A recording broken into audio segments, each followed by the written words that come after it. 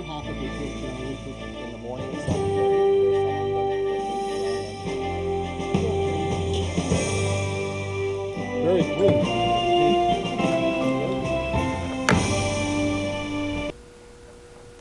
Good evening and welcome to this edition of the Speakers and Leaders Hour. This is a live interactive program based here in the Allen County Public Library. And we're here tonight to talk about our very favorite organization, the Toastmasters program here in Fort Wayne, as well as the National Association of Parliamentarians, a group that has a club meeting here in the library on the third Mondays of the month, and that is from 6:30 to 8 p.m. There they teach, preach, and process Robert's Rules of Order, the parliamentary authorities in use since 1876.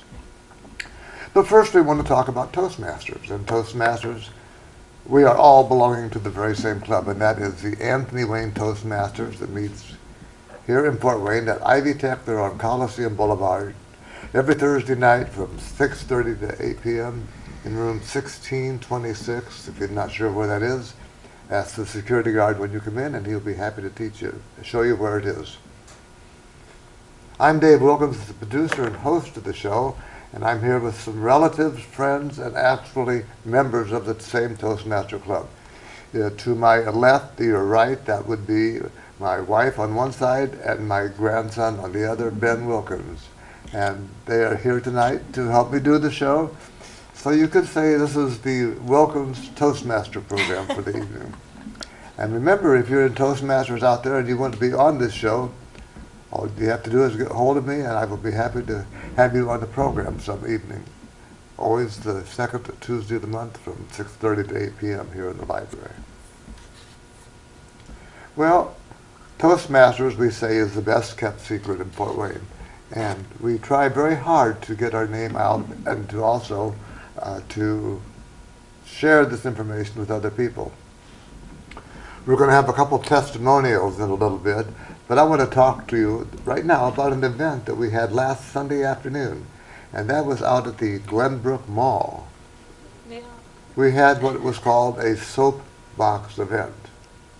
Now, if you've ever heard of saying that somebody gets up on their soapbox and starts talking, you know, that actually happens in England in a place called Hyde Park, on Hyde Park Corner, because there on Sunday morning, Speaker's Corner, people come from all over the city of London with an axe to grind or a message to deliver, and they literally get up on top of their soapbox and they start talking to whoever is out there in front of them. And while in London some years ago, we listened to people do that. We were actually going to do it. My wife was very determined that she was going to do it. And then we chickened out. I mean, we're brave, but we're not that foolhardy. However, last Sunday, this meeting at Glenbrook took 5 people from our club and then our district director. She was also there last Sunday afternoon. And we set up shop in front of the food court with a soapbox, and indeed each of us got up on top of that soapbox and talked to whoever was walking by. And I thought it went quite well. It certainly got us out of our comfort zone. It's something we've never, ever done before. And we did reach a few people, and I'm sure there are people out there who are wondering, who were those folks that were standing up on those soapboxes, and what were they doing, and why were they there? Now, Berniece was there last Sunday, and I would like to ask her opinion of what you thought you saw or what you felt last Sunday, Berniece. Evelyn? Well, at first I would like to say about the London deal. Once I got there and heard how good those speakers were, I chickened out. And as a matter of fact, I chickened out last Sunday also. They had asked me to speak, and I said, no way. Maybe next time I will, though, because they did a great job. And we did have people stop and watch and wonder, what in the heck are you doing? And I was part of the crowd. I would go around, and if somebody seemed interested, I would talk to them and hand them a flyer about Toastmasters. The only problem I had was that when they seemed to be so interested in the speaker, I hated to interfere with their listening to the speaker and talk to them about Toastmasters. So we might want to figure out something, how to handle that. I'm sure not how to handle that. But we did sign up one person too, and we had several that seemed to be interested in coming to a meeting, so we'll see if they show up or if they chicken out. Would you say it was a success? What? Was it a success, do you think? Oh, I think it was a wonderful success, yes. I'm sure we're going to do it again. I hope we do. And I guess there's really not any large malls in Fort Wayne except that one. But it'd be nice maybe to try someplace else even. Well, they're talking about possibly setting us up at the Home and Garden Show. Oh, that would be great. That would and be that terrific. would be a good place too. And that's a 3-day event, so.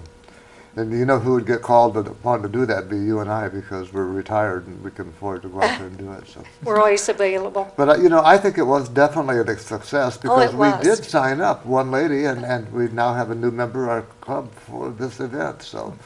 Is she going to be there this Thursday? As far as I know, she has. Her name is Jacqueline Scott. She's a real nice lady. You'll find her. She's really sweet. You're going to be there too, aren't you? Yeah, I'll be there. I got something for you in the trunk of my car in the back seat. It's a Assuming reduced. it's a giant suitcase. A reduced suitcase. It's this long, this wide, and this deep.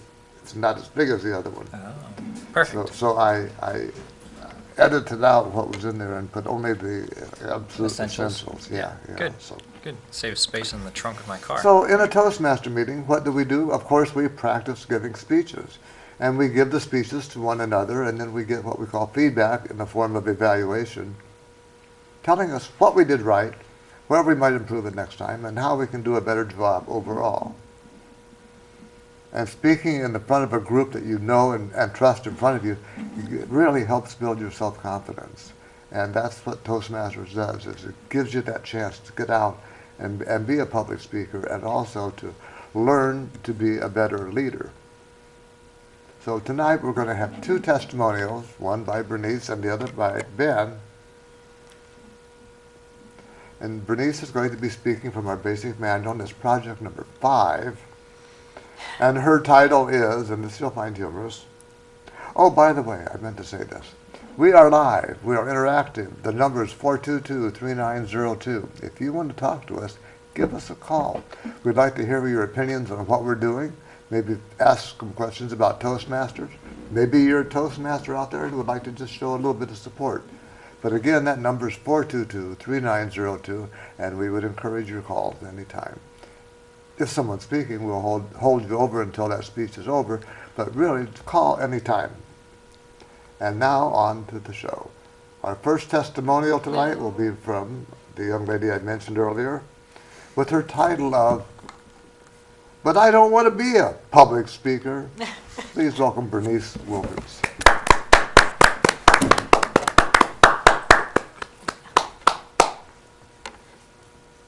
Mrs. Wilkins. Thank you, Dave. Hi, Ben. Hi, Grandma. And hello, everyone out there in TV land. Dave invited me to a Toastmaster meeting. But I don't want to be a public speaker. I have no interest in speaking in front of groups of people. No, I don't want to go. Well, that was 31 years ago, and I went to a Toastmaster meeting. I've been a Toastmaster 31 years, so I guess you could say the rest was history. He dragged me kicking and screaming, I have to say, to that first meeting. Well, maybe that's not quite the truth. I exaggerate, but a wee bit. What made me continue to go back? Why did I change my mind? I found out something. Almost everyone in Toastmasters isn't there to become a public speaker. In all the years I've been a Toastmaster, I've only known of 2 people that really planned on being motivational speakers, and that's why they were going to Toastmasters. I've known maybe 2 or 3 people that were planning on running for public office. There's one right now that I know of. They went to Toastmasters so that they would be good speakers for the parties they were running for. But other than that, there is no one that I can think of that actually planned on being a public speaker. So why did they go to Toastmasters? There's quite a range of reasons why you would go to Toastmasters other than wanting to be a great speaker. Of course, the main reason is that these people, for one reason or other, perhaps had to be able to speak in front of a group without fainting dead away. I know one man that came, he said his boss told him, "Get thee to a Toastmaster meeting," because he was being promoted and he was going to have to be able to lead groups in the workplace. So sometimes there's reasons like that. They may not actually be wanting to be public speakers, but they needed to have some speaking skills for their job. That's one of the main reasons, I think. But there's other reasons too. If you've ever belonged to a neighborhood association meeting, have you ever had the desire to share your thoughts, your opinions? Have you ever thought everything they were saying was wrong, and you wanted to stand up and refute what they were saying, but you were too scared. Your legs were shaking, and you just could not get up and voice your opinion. Maybe at the PTA, or even at church sometimes you can have that situation. You need to be brave enough to stand up and say your piece, to share your ideas, but you can't do that if you're frightened, if you're so scared that you can't maybe even introduce yourself at a business meeting. Have you ever had that happen? I'll tell you what happened to me one time. I was invited to a Christian women's business meeting. It was a breakfast. I went as a guest, and they thought they were doing me a big favor. This was before my Toastmaster days. They thought they were doing me a big favor.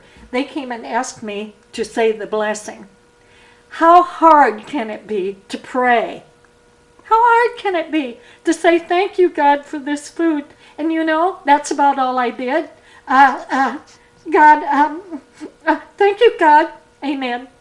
And I sat down. I was so embarrassed I could have died. And later I thought to myself, for heaven's sakes, Bernice, how hard can it be to say a prayer? But when you're that scared, when you're that nervous, it is hard. I don't care how simple it may seem to do something. If you're afraid, it is not easy. Have you ever been afraid to strike up a conversation with a new neighbor or somebody standing in line at the supermarket? Is it difficult for you? I was shy. I really was. People don't believe that now because I'm not shy anymore. But by golly, I was shy, and I would not open my mouth and introduce myself to a new person. We have a man in our club who has some disabilities, and he's very nervous meeting new people. But you know what?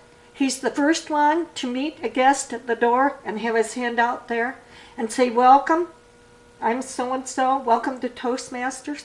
Toastmasters has helped him overcome a lot, not everything, but has helped him overcome a lot. He's even entered speech contests, much to the shock of a lot of our members. A very brave person, facing his fears. And that's what we do at Toastmasters. We help you to face your fears, to be able to stand up, to speak your mind, to meet new people. We have all kinds of things. We have leadership training. If you have any desire at all, and I don't think most people do, but we do have leadership training, and you may be surprised. Once you're in Toastmasters, I found I had leadership qualities I never would have dreamed that I had. Toastmasters just opens up a whole new world, and I'm so glad that I joined. I remember the night that I finally decided to join. I had gone several times. I enjoyed the people so much, and I enjoyed the speeches. And much to my surprise, when someone failed to appear to give a speech that night, I found myself raising my hand and saying, "I volunteer. I'll fill in for the absentee speaker." I couldn't believe it. My husband was out of the room. When he came back, I don't think he could believe it either. And the speech I gave, they tell you, give a speech on something you know quite well. You know what my speech was about? Husbands. I talked about husbands. And boy, the words just rolled off the tip of my tongue. I don't know if I was really that good or not, but they were full of praise for me. I found out another thing.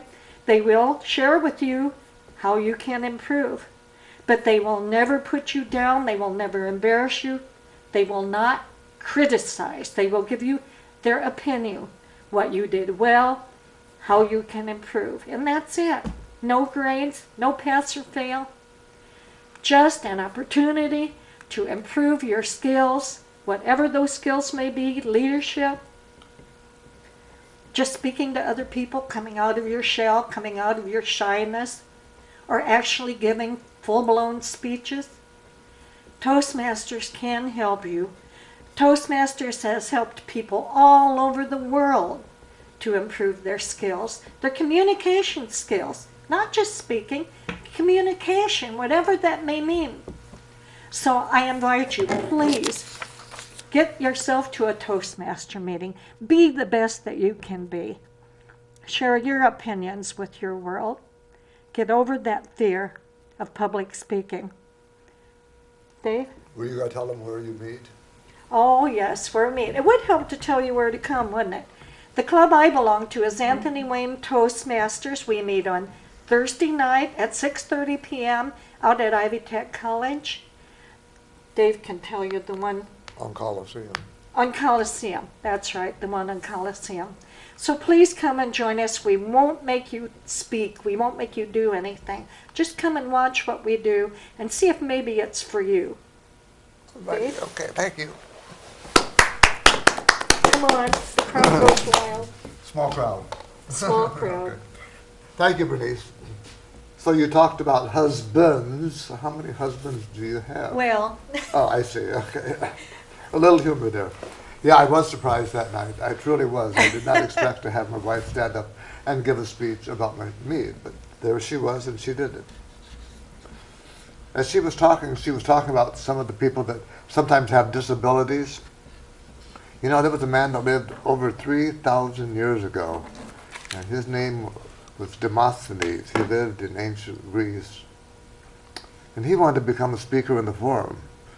But his voice was thin and reedy, and he didn't have a good, solid pronunciation. He stuttered a little bit. They say he had a speech impediment. When he couldn't be heard, what he did was he walked down to the shoreline, and he gave his speech to the surf. As the surf pounded in, and the wind blew, and the rain crashed about him, he picked up his voice until finally he could be heard over the waves. To improve the speech impediment, and I think he probably just slurred his words at that time, what he did was he put pebbles and stones in his mouth and then practiced speaking until he could speak clearly with the pebbles in his mouth. And when he took them out, he could speak clearly and distinctly and loudly enough to be heard. Loudly enough to change the history of their country, because his words encouraged them to go to war to fight for their freedoms, and they won that war. So in essence, one man's words can change your history. Take Winston Churchill in Great Britain. His words encouraged a nation to repel the Nazis during World War II. His words and his words alone said, "We will fight on the shores, we will fight in the waters, we will never, ever give up. Never, never, never quit." Such were the words of Winston Churchill. And they defeated the Nazis. Here in our country, we have had great speakers over the years and great orators, and you could be one out there too. All you need is to polish up your speaking ability. Take the words of Dr. King. "I have a dream." And that word spoken in the early 1960s started a movement that goes on to this day for freedom in this country. Then there's John Kennedy.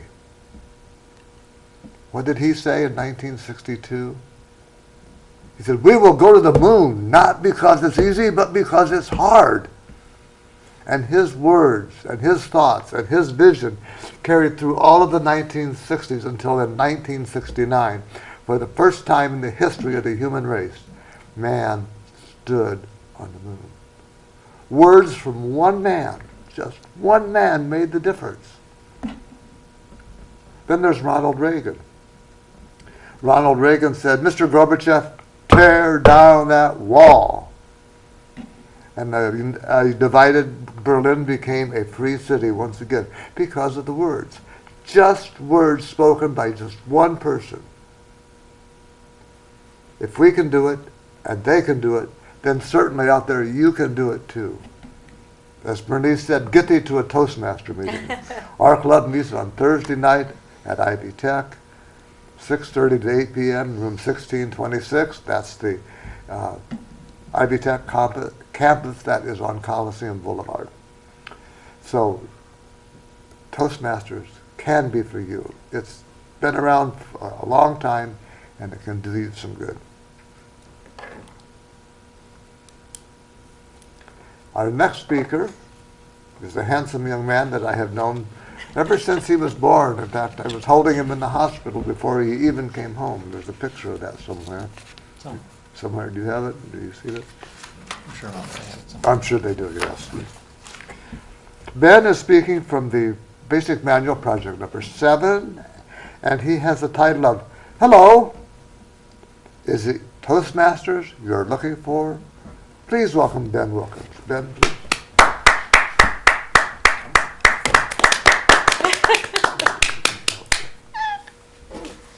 Thank you, Grandpa. Mm-hmm. Good evening, my grandparents, fellow Toastmasters, and our guests at home. Is it Toastmasters you're looking for? I'm going to ask you a couple of questions here real quick. Have you ever felt that you weren't quite communicating as well as you'd like to be? Have you ever felt the need to learn a little bit better about how you speak and what you actually say, and actually how well you listen to what other people say? Do you find that sometimes you might need a little bit of help interacting with others and maybe even at your job? I can tell you that if you've answered yes to any of these questions, that Toastmasters can help you with every single one of them, as they have done for me. I love talking about Toastmasters. It's become my favorite speech topic. I think I've given more speeches about Toastmasters than I have about anything else. And I've given quite a few speeches now. Toastmasters has done so much for my life that I know can do for everybody else. I've seen what it has done for my grandmother. I've seen what it's done for my grandpa. I've watched what it's done for me just in the past 10 months. Toastmasters is designed to help you communicate more effectively. It's, as my grandmother has said, it's not just about standing up here and giving a speech to a crowd of people and yeah, you did a good job, okay, I'm going to go back to my seat. Toastmasters is so much more than that. Toastmasters is designed to help you communicate more effectively. When I say communicate more effectively, I don't mean that it's going to help you use bigger words and that everyone's going to listen to you all the time and anything like that. What I mean by it is that if you don't know quite what to say, or if you are tripping over your words, any sort of issues like that, that it can help you formulate your thoughts into complete sentences and communicate those more effectively than maybe you have in the past. As I am trying to do right now, as I have no notes up here, like I don't have a camera that can show you, but I have no notes up here. I'm doing all of this off the top of my head. I think extemporaneous is the word you told me is the designation for giving an off-the-cuff speech. I noticed that my grandmother did the same thing and my grandpa did the same thing just a minute ago. I've given up on writing speeches because I find that Toastmasters has helped me learn to communicate more effectively without them. I noticed that when I was using notes before, that I would just look down like this, or I'd stand off to the side, and you couldn't really see me because my notes were over here, and I'm trying to stay in front of the group. And every once in a while, I'd step back over the side, and okay, yeah, that's where I'm at, and I would continue on. Not only did it make my speeches take longer to get across to the crowd, but it didn't seem as sincere. If the whole time I can stand here and make eye contact with you and speak to you and listen to what you have to tell me and respond effectively, rather than, hang on, I've got something for that. Which would you prefer? This is what I find has helped me the most, is that I can go up to any person, strike up a conversation right then and there about anything. I've never been able to do that before. I've always been a hermit. I've never wanted to talk to anybody in my life because it freaks me out. When I first joined Toastmasters, I was nervous every single time I got up even to introduce myself, let alone give a speech. As the Sergeant-at-Arms at Club 521, it's my duty to introduce our president at the beginning of every meeting and just get the meeting started right then and there. And the first few times that I had to do that, even after giving quite a few speeches, I was extremely nervous. Don't know why. I still don't have an explanation for it, but it just seemed to be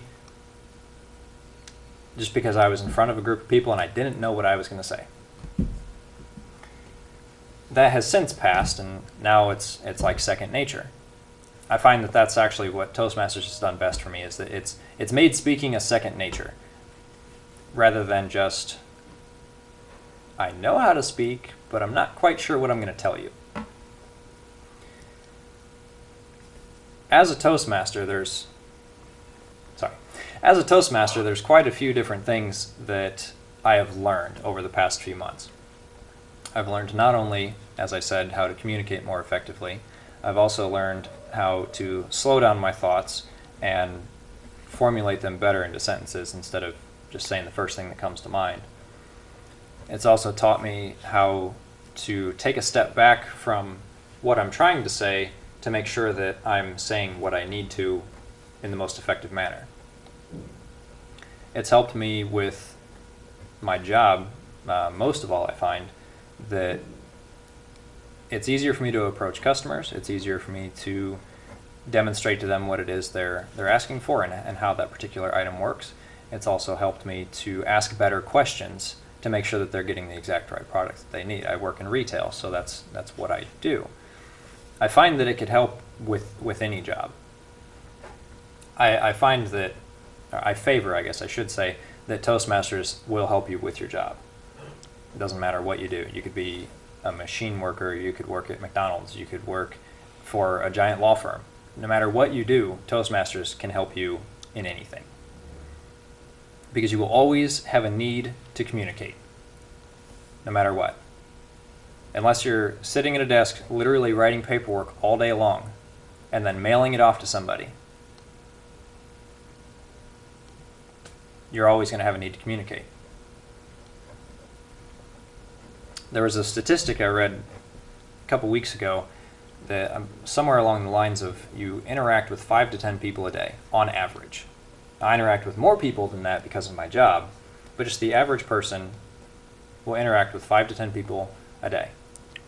Whether that be at your job, at the gas station putting gas in your car, when you're stopping to get lunch, when you're stopping to get dinner, at the grocery store, if you go to the gym, if you go to a spa, no matter what you do throughout your daily life, if you're out in public, you're going to interact with people. Now, maybe not everybody necessarily would think that, oh, well, just because I interact with people means that I need to join Toastmasters. That's not necessarily what I'm saying. All I'm saying is that it can help you communicate more effectively if you feel that you have the need. I would ask anyone to join Toastmasters. If anybody doesn't know what Toastmasters is, has never heard of it, and I can give them the opportunity to learn a little bit more about it, I would encourage them to come to one of our meetings just as a guest, and as my grandmother Berniece has said, that we're not going to make you speak, we're not even going to make you get up and introduce yourself if you don't want to. You can simply come and observe and see what we do and learn a little bit more about it. And you can do this week after week. I did this for a long time when I was a kid. I keep saying that had I joined Toastmasters when I was 10, imagine where I would be right now, instead of just going as a guest as I always did. Over and above all, I feel that Toastmasters just can help with any communication need whatsoever.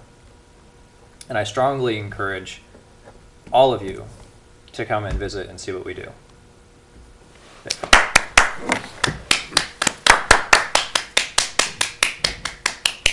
All righty. Well, thank you very much, Ben. You know, Ben joined Toastmasters when he was 26. 25. 25. And I joined Toastmasters when I was 42.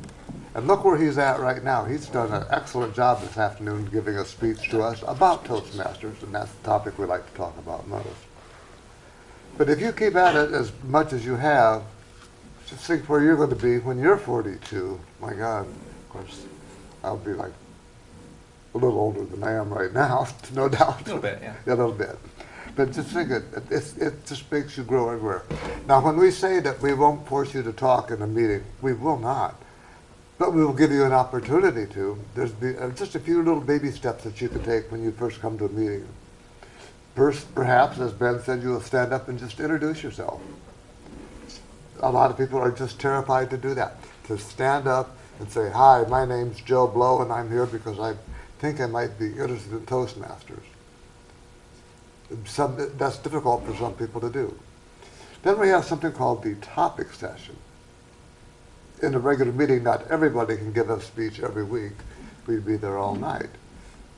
So this topic session is arranged so that those who are not giving a full-blown speech will have a chance to speak for 1 minute. And then they will answer a question, an impromptu question, and that's what we were just talking about. But a question nonetheless, and they have a minute to do that.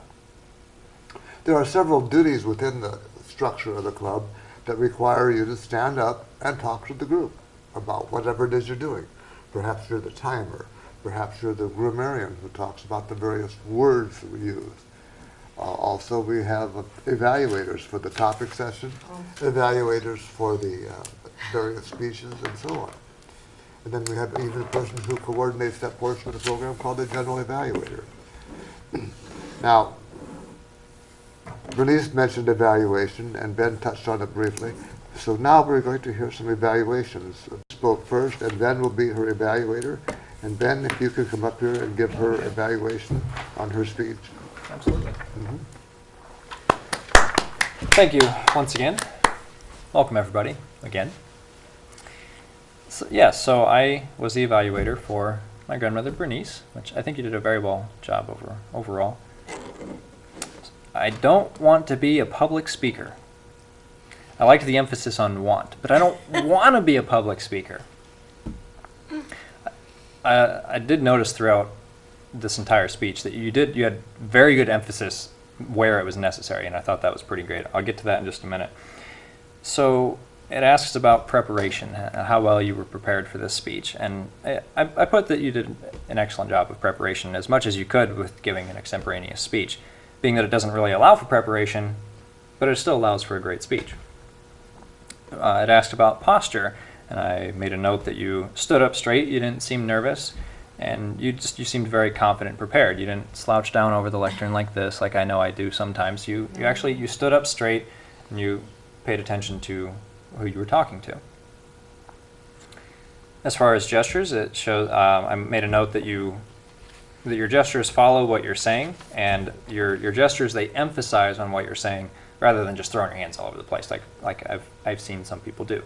When you use hand gestures, they emphasize exactly what you're talking about. I've noticed that you do that very well, and I'm trying to learn how you do that because that's amazing. You smiled when it was necessary. You had a kind of a stern look on your face when it was necessary, but overall you were very friendly and open. As far as speech organization, I noticed that you told a story, you explained what Toastmasters does, and you had a little bit of persuasion there at the end. So you had a nice combination overall for a very good speech. It asks what you could have done differently to make the speech a little more effective. I just made a note that you could use just a little more humor. I noticed you did kind of at the beginning and right at the end. Maybe throw just a tiny bit in the center, because you do have a very nice smile, and you do tell some pretty funny jokes, I've heard. So you might be able to work that in somewhere. What did I like about the presentation? There was a lot that I liked about it. Overall, I liked the entire presentation. I did make one note on here that I really liked was and I quote, "I was so embarrassed I could have died." Oh. But the emphasis on died. I was so embarrassed I could have died. Just the way that you said it was so effective and so humorous, but relatable. And I thought you did a very, very good job overall. Okay. Thank you very much, Ben. That's really an ideal evaluation, and you did a wonderful job with it. And you covered the several points. I would suggest that in the future you don't necessarily have to read every single category because the evaluation is actually supposed to be a small speech within itself with opening a body and a close. Perfect. I was going to tell this joke last Sunday at the Glenbrook event, but I didn't do it, but I'll tell it here. I think it's funny. The time is about 100 AD in Rome, in the Colosseum. That's where the gladiators gladiate all over the place. And also then they throw the Christians to the lions, and then the lions tear them limb from limb, and then there's blood all over the place. And the Romans go, yay, or whatever they do. So this one afternoon when the gladiators were done gladiating, they had thrown the Christian into the arena, and then the lion come roaring in, and the Christian walked right over it. He picked up the lion's ear and he went pss, pss, pss, pss, pss, pss. And the lion looked at him and turned around and walked away. So the one guard said to the Christian, "What did you say to him? What's going on?" And the Christian says, "Oh, nothing. I just told him that after dinner he's going to have to give a speech." Ba-doom. Okay. And now Berniece will return the favor and give an evaluation of Ben's presentation. Berniece, please.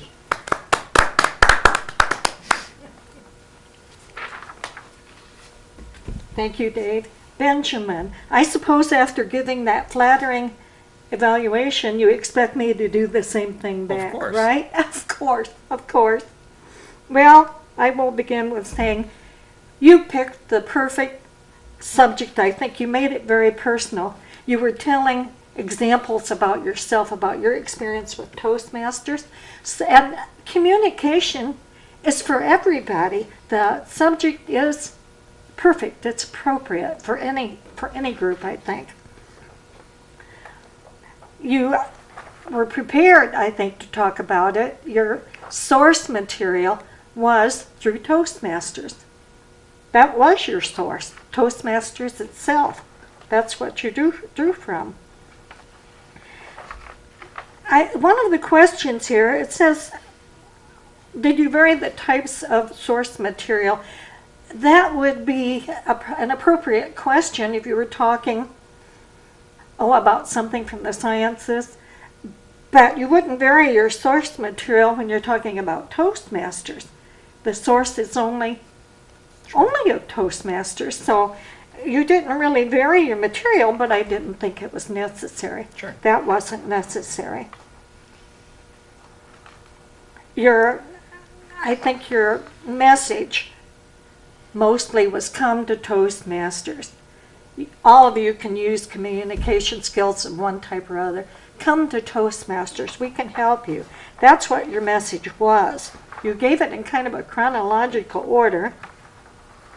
As far as what you could do better, you're a very confident speaker, and it really surprises me because you were not that way when you started. And you stand up here and you are very confident.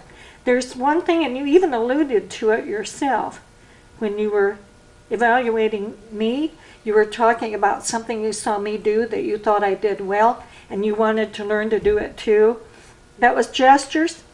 You had gestures, but they were down here, where I don't think people can see them much. You should air out your armpits once in a while and let go with your gestures. I don't think I really did that during my speech, but I do frequently. I like to really get my arms up there and let people see my hands and see what I'm talking about. It helps you to be more, implicit. And when they're down here and they're small, people don't see them. They're appropriate, but people do not see them. So perhaps you could work a little more on gestures and bring your arms up.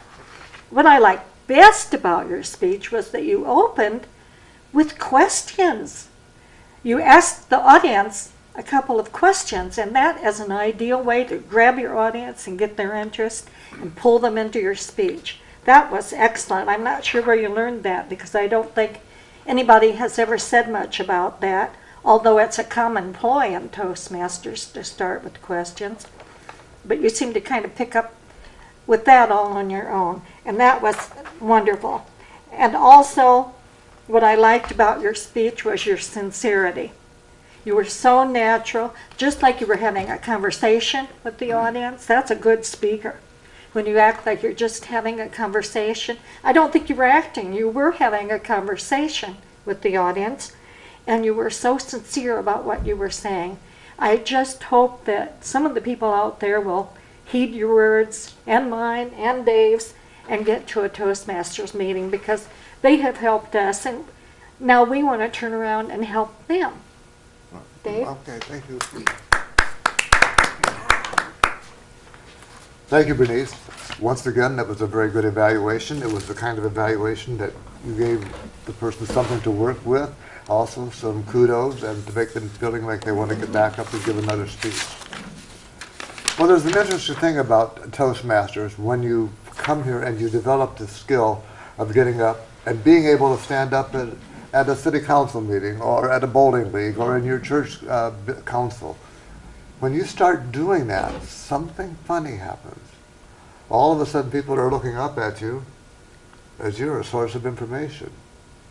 And they are the ones then who will be looking to talk to you about running for president or secretary or vice president of your club. So there's a real natural crossover between learning to be an effective speaker as well as being an effective leader.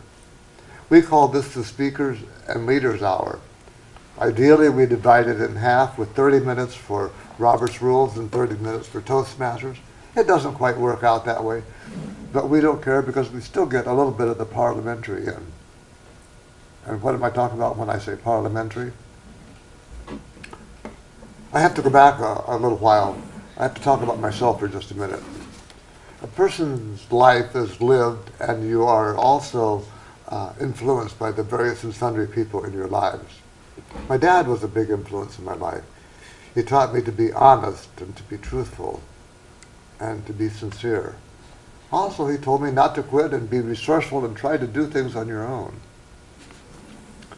He died about 21 years ago. At that time, I don't care how old you are, when you lose a parent, you lose a parent.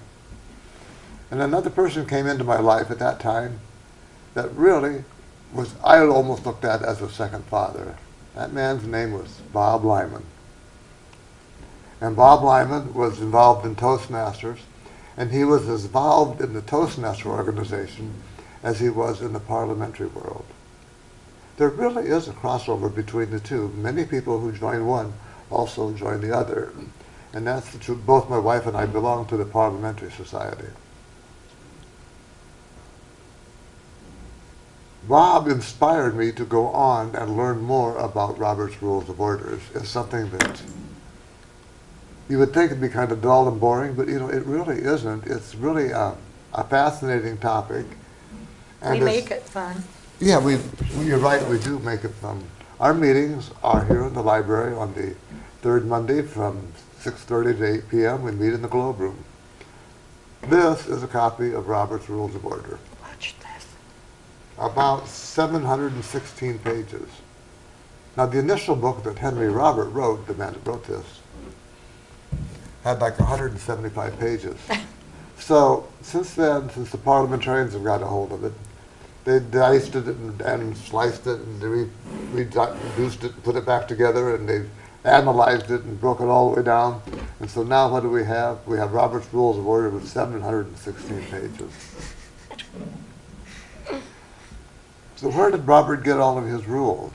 Was he sitting up in some little ivory tower thinking, I think I'll write this down and this will be my next rule. And then I'm going to write this down and that's going to be the next rule. Not so.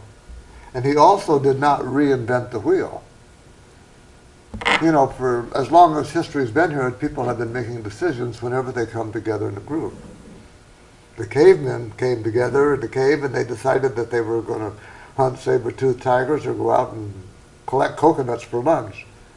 How did they decide things? I think the guy with the biggest club and the loudest mouth.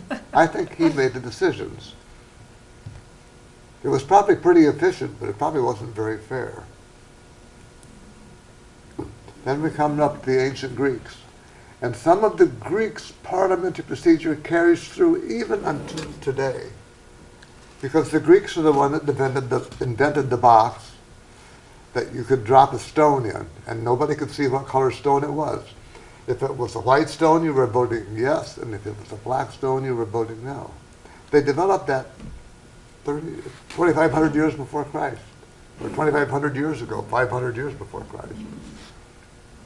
Now, today, when we go to cast our ballots, we cast a ballot and we put it in the ballot box, right? In ancient Greek, the word for stone is ballot. Just think about it. That has carried all the way through for 2,500 years, and we're using it the same thing now. In Rome, they developed the idea of the majority rule. They also used the stone thing in the boxes. And Great Britain has their parliament. And I know that we as free Americans broke away from the British government in tyrannical rule in 1776. But we had to have ways to decide things. And the only way we could decide things was follow some rules. The only rules the English brought from Great Britain were the ones they already had in Parliament. And that became the basis of what we call in America common law.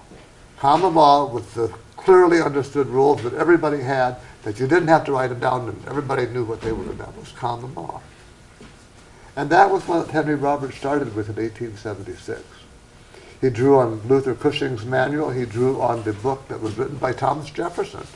Thomas Jefferson wrote the very first book, The Parliamentary Practices for the Legislatures. And here's a little aside I think you'll find interesting. George Washington, Thomas Jefferson, and Henry Robert, in their early years, all had the very same job. Do you know what that was? It was surveyor. Now, a surveyor has to do things exactly right, because when you're drawing lines on the earth, either it is or it isn't. There's no middle ground. So you've got to be right here, you've got to be right here. And so drawing those lines on the earth taught them how accurate and clear they had to be. When Henry Robert wrote his book, he had two dictums in mind. We're going to find out what the majority of the people want to do and then implement it. That was it. That's why he wrote his book. That's all there was to it. Find out what the majority of people want to do and then do it. And the rules in Robert's rules will do that. We break it down into sections. Why do you need an agenda?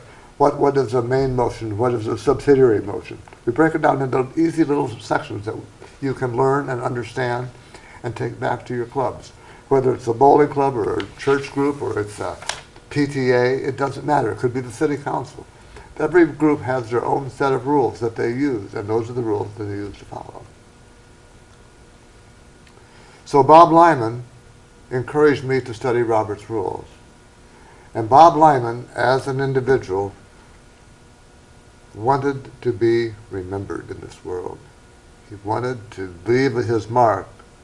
He wanted to do something that made the world a better place. To that end, he started a Toastmaster Club with his name, Bob Lyman.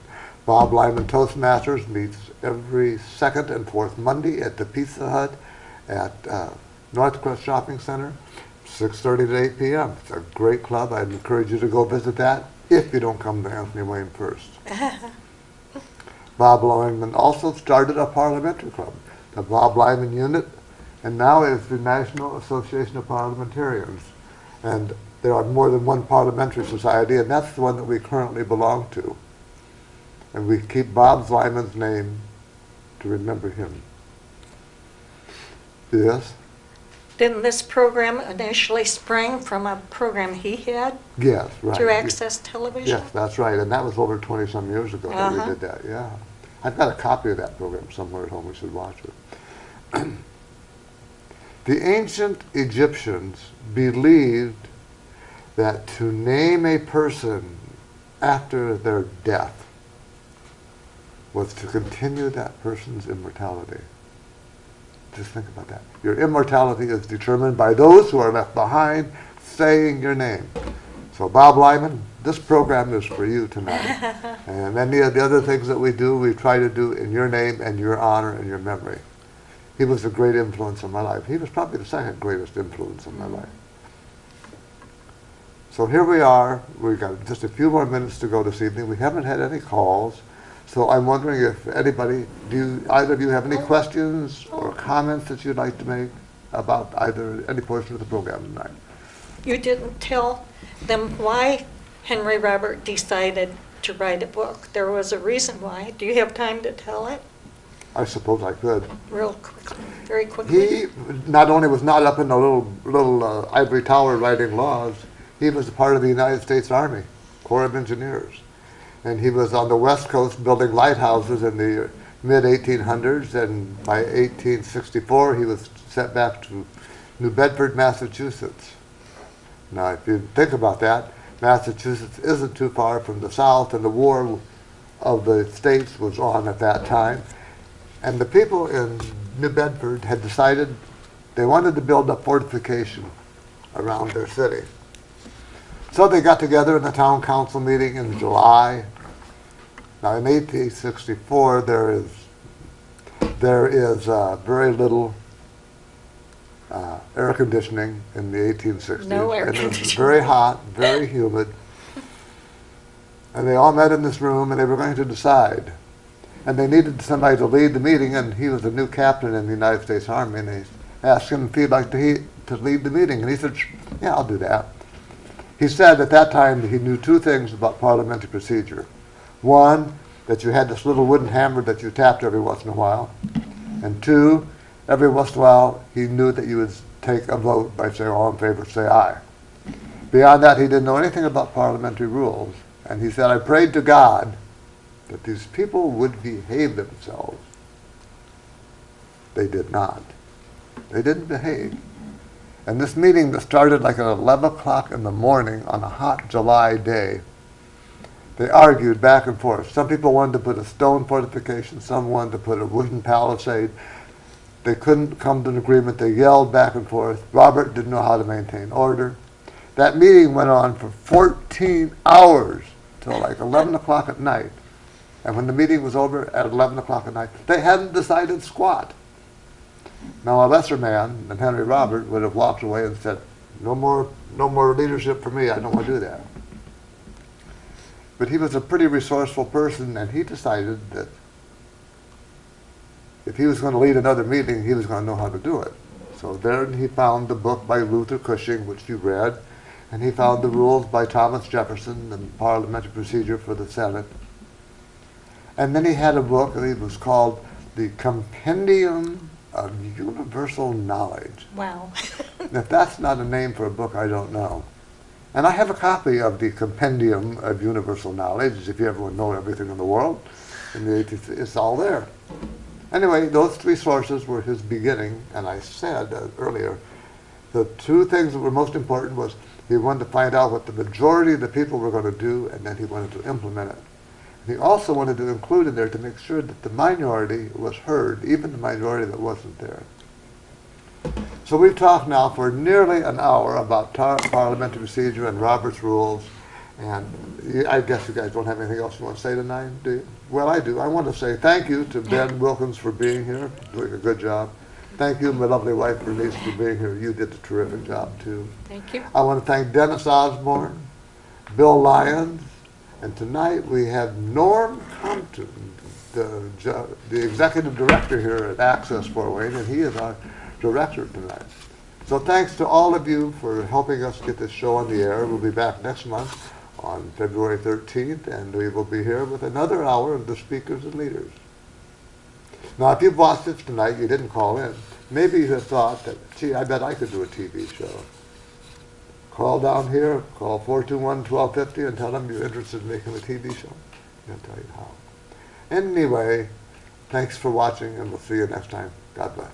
Bye-bye.